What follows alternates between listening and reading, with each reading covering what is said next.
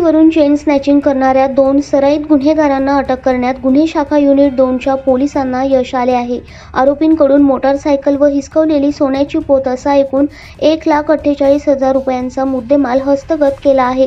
Indiranagar police Thane येथे गुन्हा दाखल करण्यात आला आहे।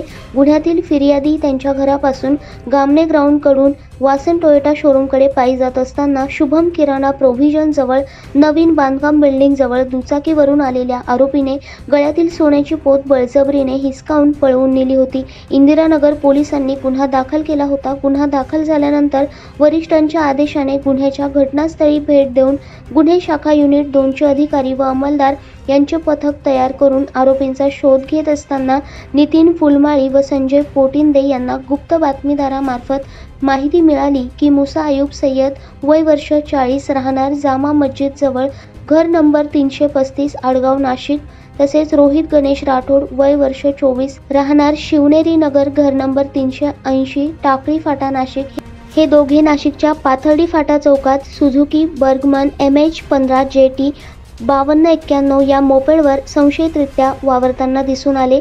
त्यांना ताब्यात घेऊन त्यांची अधिक विचारपूस केली असता त्यांनी गळ्यातील सोन्याची पोत बळजबरीने हिसकावली असल्याची कबुली दिली आहे।